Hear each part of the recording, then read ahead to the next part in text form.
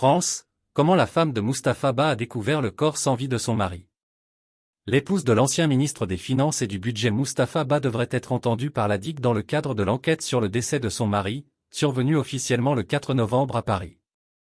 L'Observateur, qui donne l'information dans son édition de ce lundi, ne précise pas la date et l'heure du rendez-vous fixé à la dame.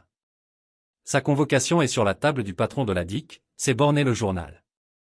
Dans la même édition, le quotidien du groupe Futur Média détaille en revanche les circonstances dans lesquelles la veuve a appris la disparition de son époux. Durant la deuxième quinzaine d'octobre, rembobine l'Observateur, la femme du défunt ministre décide de se rendre en France où séjournait son mari. Elle était intriguée. Mustapha Ba ne répondait pas depuis quelques jours à ses appels et SMS. Pourtant, reprend le journal, son époux avait l'habitude de donner régulièrement de ses nouvelles à sa famille, surtout lorsqu'il était à l'étranger. D'anciens collègues du dernier ministre des Finances sous Macky Sall, repris par les médias juste après l'annonce de la terrible nouvelle, ont déclaré avoir essuyé le même silence en essayant de contacter ce dernier durant la même période.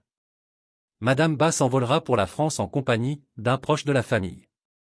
Celui-ci serait un médecin, mais l'Observateur indique ne pouvoir confirmer l'information relative à la profession du concerné. Sur place, rapporte la même source, les deux se sont rendus directement à l'hôtel où le ministre avait ses habitudes. Si sa descente à l'hôtel est confirmée par la présence de ses bagages, aucune trace de Mustapha n'a cependant été trouvée.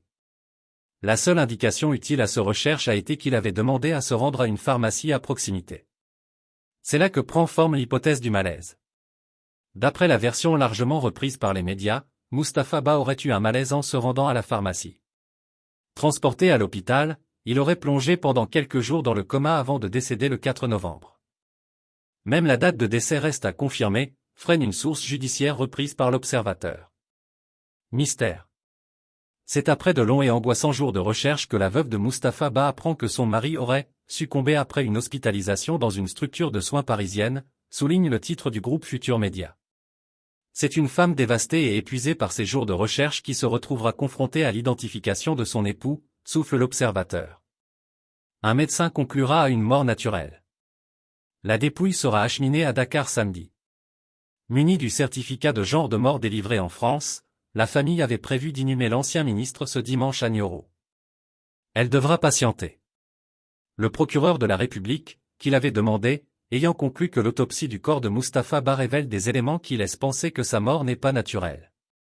La DIC est chargée d'enquêter sur cette affaire.